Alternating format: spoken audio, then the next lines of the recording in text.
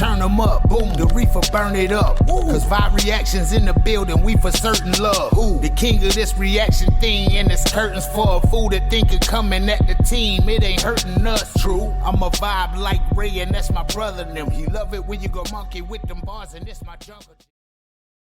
What is good, Vibe Gang? It is your boy Ray here with another one.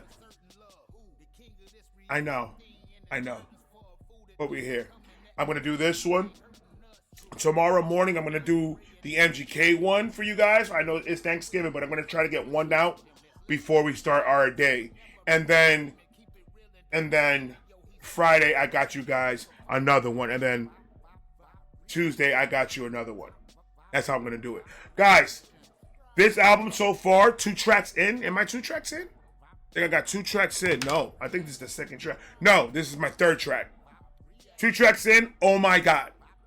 Oh my God. I don't see that we have any more videos, so this is going to be strictly just the audio. Like, comment, subscribe. Do all of that. Federico, cut the beat. NF. It is on you.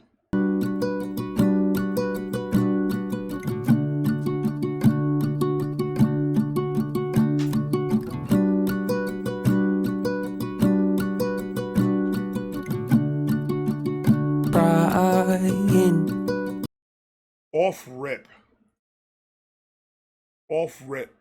Just the acoustic by itself. I love the guitar. And we gonna get some vehiculars from the NFs. All right, go. I just love the guitar. I'm sorry.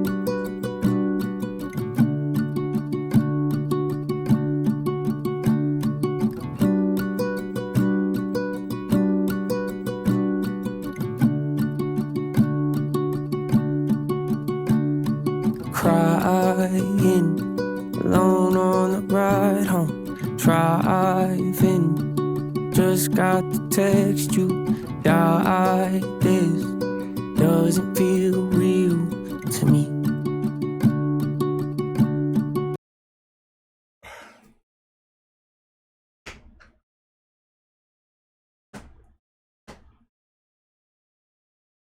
I connect with that so much. My cousin, my best friend. I've mentioned him before, and I came out of work. I was like literally driving 45 minutes to the house, and it was one of those normal days. You know, a little bit tired.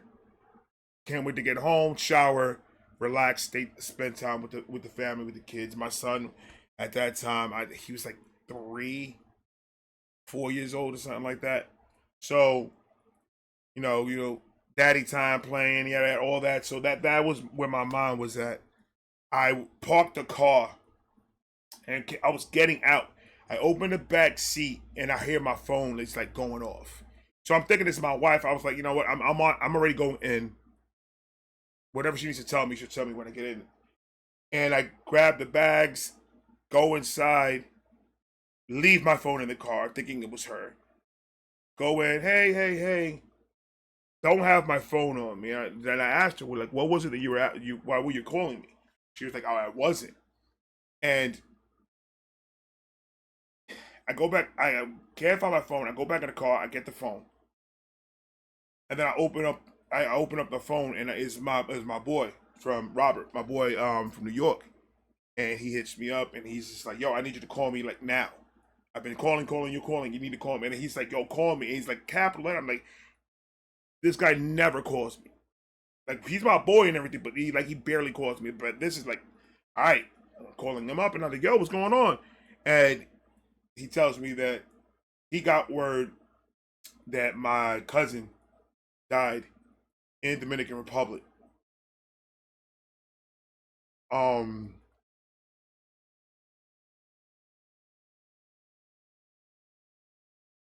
It was like a car accident or something. I don't know. It was he was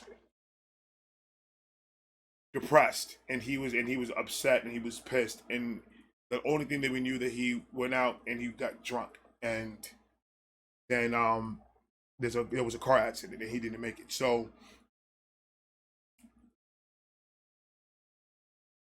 I literally shut down, and that was when I was still in the midst of my addiction, and I shut the fuck down. And I don't think I really grieved his death. I still hold guilt and I still hold anger. And I don't think I fully really grieved his death. And I don't recommend that for nobody. When somebody is that close to you, and that call, that message, that however is it that is told to you, that is a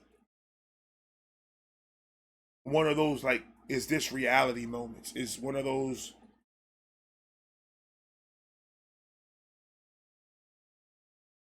you run around all day long working, and you run around all day long worrying about the most stupidest shit in the world. And then something like this happens and it just shuts everything down. None of that other stuff ever mattered. It wasn't that important. And we were so into our own lives that I wasn't calling him. I wasn't seeing how he was doing. And I would know if it was something wrong with him. I would know it in his voice if he was going through something. Now it's just going off of speculation of everybody else. So I think that's one part of it, of I don't know the exact situation. And I guess me not knowing that is what's making me not able to let it go. But I know for a fact that having that phone call, getting that initial phone call that he's no longer with us, I got deeper into the drugs. I got deeper into the pills. I got deeper into it. Just, I went to this spiral, and I just started going down. I just said fuck it. I didn't care. I didn't give a fuck about nothing, because it was supposed to be me. No, me and him always talked, and it was supposed to be me and him. Like, he was gonna be that uncle to my kids, because he didn't want no kids. He was gonna be the uncle to my kids, that uncle that bothers them all the time. That nuisance is always over and stuff like that. He moved to Florida and then went back because of a girl, and that's all I know. And it's one of those things that I wish I would have answers to, on how it happened and why it happened, and the whole situation. But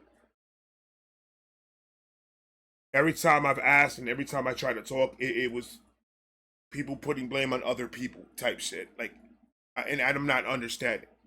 So I don't know. I don't know. But that right there, it's a life changing moment, and sometimes we just need to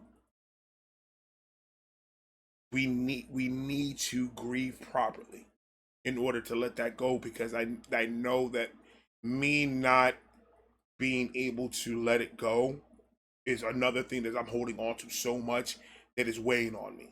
And I need to find a way to do that. And I'm working on it with my counselor, but it's just that initial phone call. I'm assuming that he's talking about his grandmother that he recently lost. And even with that, even when I got the phone call from my dad that my grandmother passed away, like, I was her prince. She called me the prince. She's the one. She said, "You're the one," because out of everybody, my father, I'm from her kids, I'm the one that's going to continue on pushing the last name.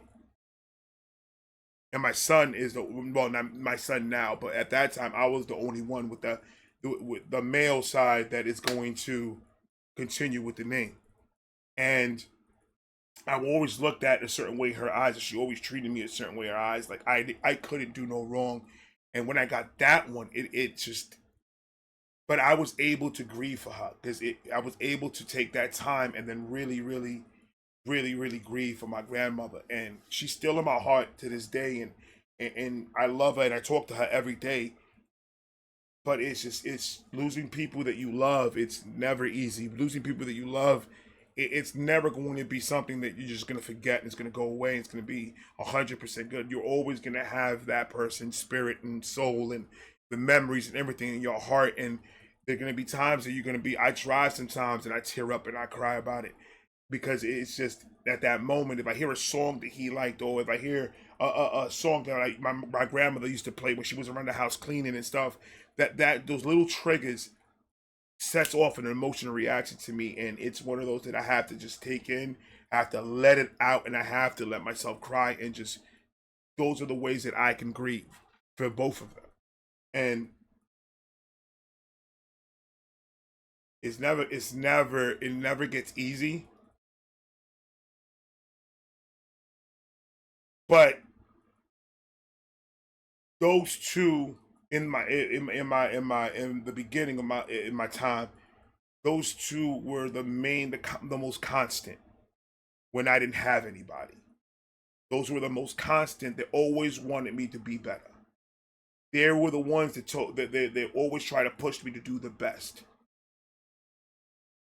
Even me and my cousin, when we were in the streets doing stupid shit, he always made sure that I didn't get in trouble. When we got bagged with the gun, he told him straight up he had nothing to do with this. That was my gun. Everything inside that car is mine. And that was a lie, because some of the stuff in that motherfucker was mine too. And he took the whole entire rap. And because he's like, you could get out of this, I can't. You could get out. That's his mentality. You're better than me. You could do this. And it's just like, that's the type of encouragement that I had.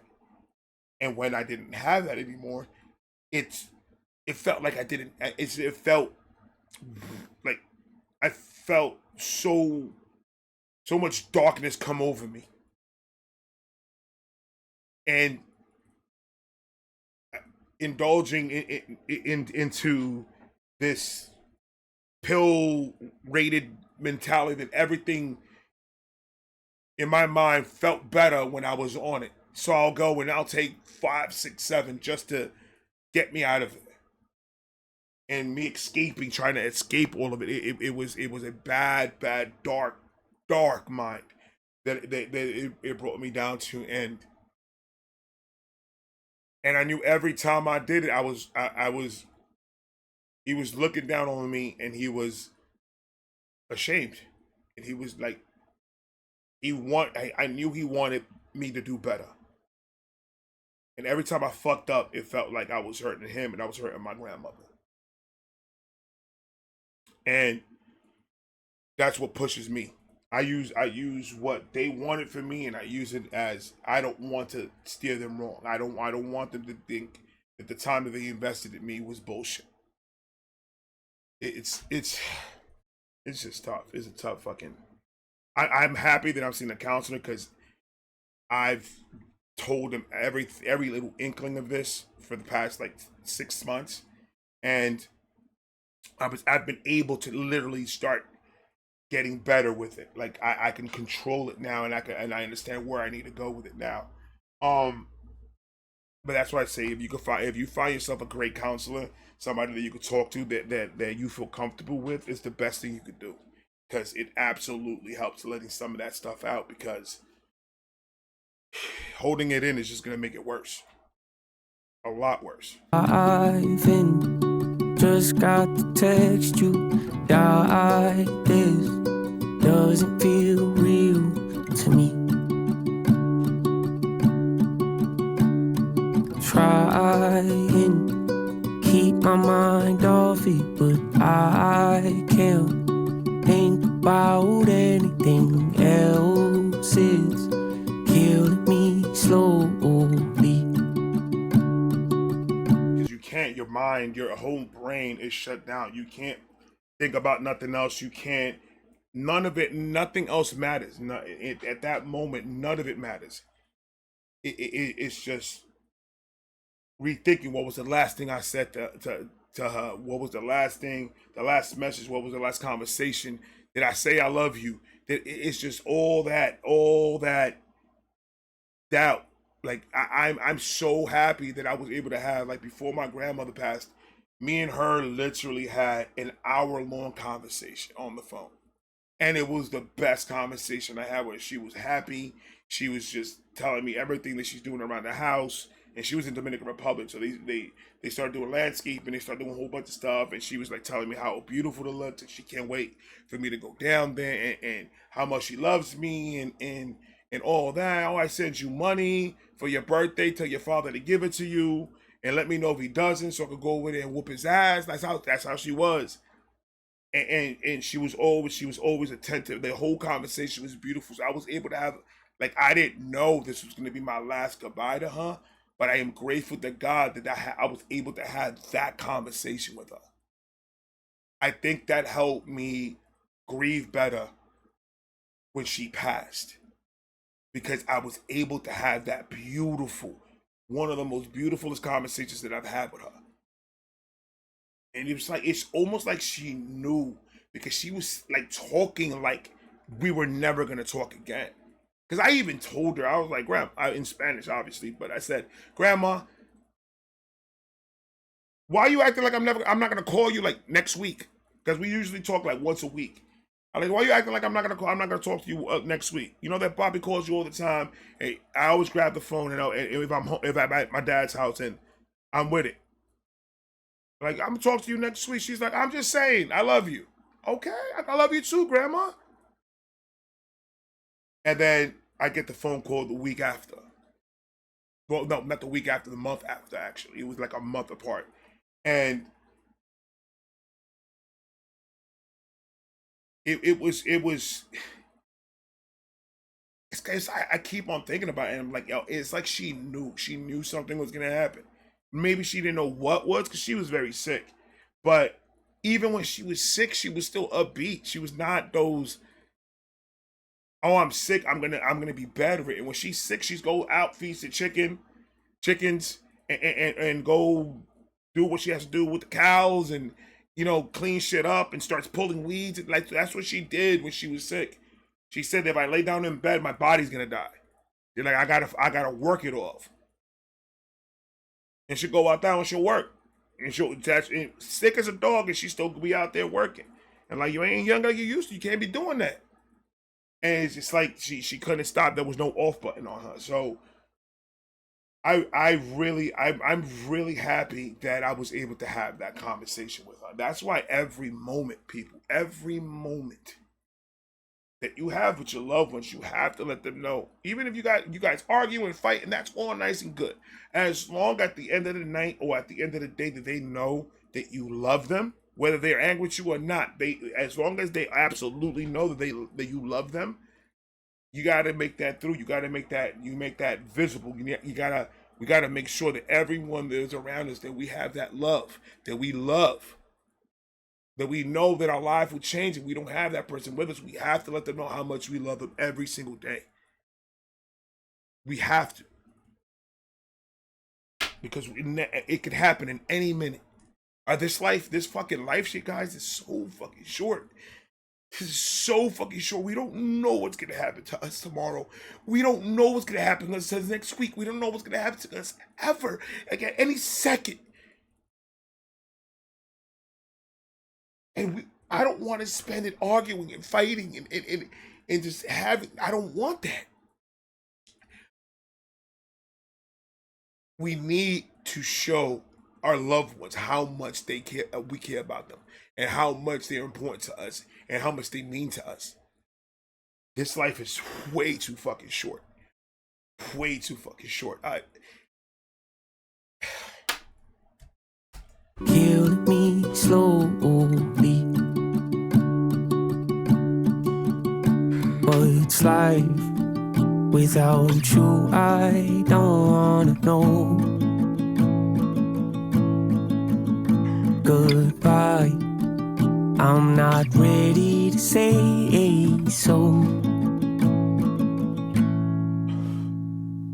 I'll just act like you're here, call your phone, oh, leave a voicemail and then text you to call me back later. It's fine, no need to rush, it's alright.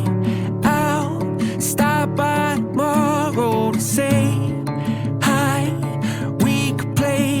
called his phone one time, and it was so hard to hear his voice and his voicemail. I couldn't call it back again, and until this day, I didn't. I've never called it back. I heard his voice. It was a year that passed, and I still had his number, and I called it, and it was still active. It was still working. The phone was still getting paid, and it went to the voicemail. And I guess somebody used his phone. I guess somebody had his phone and somebody used it, and they picked up and they're like, "Oh, I have it now," and everything. After they called me back and they told me what it was, and it was like one of his family out there in the Dominican Republic that still had his phone, and I never called it after that. After he picked it up, I never called it back, and it's just like I wish I could have that voicemail just to hear his voice. I got a picture of him and stuff, but it's just like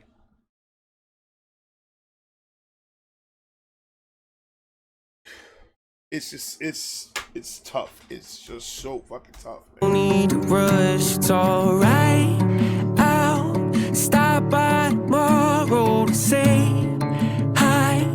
We could play cards until midnight. This ain't the end, you're not gone.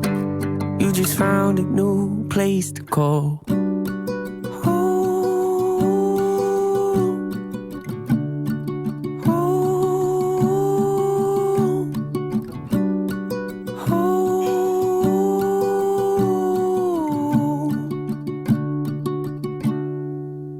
Comes and goes, hits and waves. One day I'll be okay, then the next I'm a mess. Walking down memory lane, reminiscing. Feels like it was just yesterday we were kids, running round in your yard, out on M61. All the memories we made in that house growing up. God, I miss it, would give anything just to be there again. What's life without you? I don't wanna know. Yeah. Goodbye, I'm not ready to say so. I'll just act like you're here, call your phone. Oh, leave a voicemail and then text you to call me back later, it's fine. No need to rush, it's alright. I'll stop by tomorrow to say hi.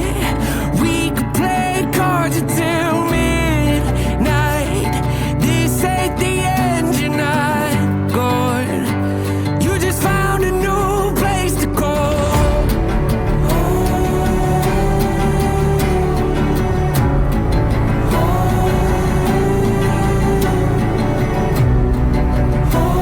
This is a beautiful tribute. This is definitely his grandmother, and this is the most beautiful as fucking tribute that I've ever heard in my life to somebody. It's just the vulnerability, the way he just lets it all out, in the most personal way. It's just amazing. NF, bro, I'm telling you.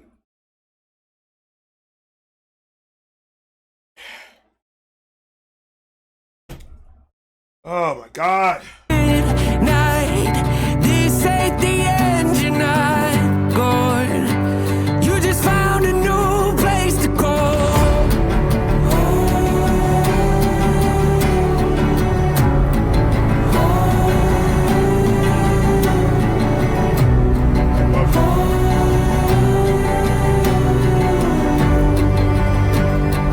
I love his tone. I love his tone. I love just the instruments being used in the background, the subtle in the beginning, very calmly, just him in the guitar chilling, slowly bring in, and then the big drop, boom, opera style, or I would say not opera, You know what I mean? Theatrical. The music itself is amazing. He doesn't miss. He doesn't. I mean, everything he does it strategically so it can come out the way it comes out, and it's always coming out fire. Shout out to him. Later, it's fine. No need to rush, it's alright. I'll stop by tomorrow to say hi.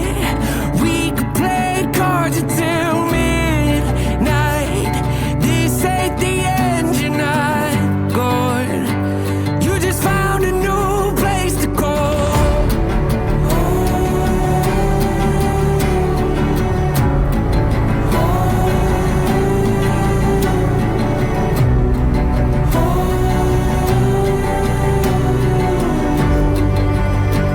Just found a new place to go.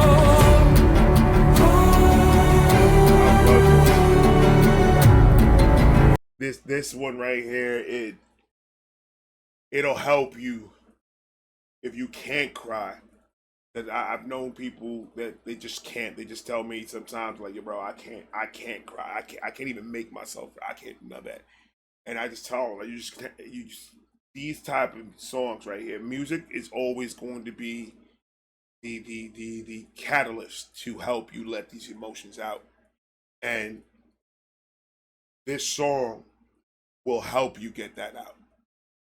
Just listen to the words, listen to the love in the words, listen to the passion in the words, listen to the way it's affected NF.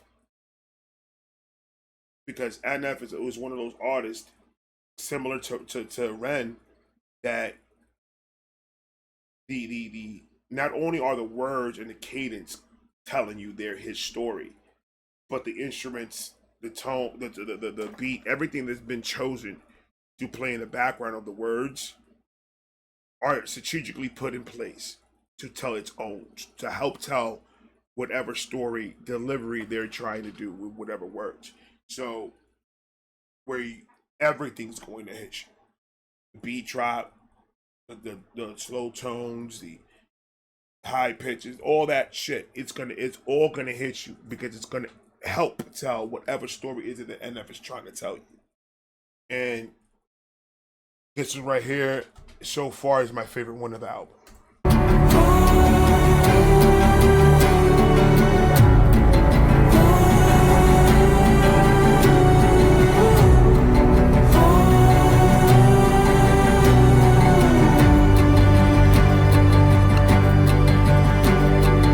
I'll just act like you're here, call your phone. Oh, leave a voicemail and then text you to call me back later. It's fine. No need to rush, it's alright. Jeez. The rawness in his voice on that alone. I love how he No, we're not doing that right now. Relax. I want to play that ending. Just listen to his voice. It's just like everything shuts down and he's just his last words so you can hear it clearly. I'll just act like you're here, call your phone. Oh, leave a voicemail and then text you to call me back later. It's fine. No need to rush, it's alright. This right here is so far the favorite of the EP. It's gonna just continue playing it. This is my favorite of the EP. This is absolutely my favorite of the EP so far. So far, we still got a lot of tracks to do. Guys, thank you so much. I apologize for being an emotional mess, but the music does this to me. This is what the music does to me, and we're all broken a little bit. We're all here to try to fix it. I love you guys. I'm gonna talk to you guys later. Peace.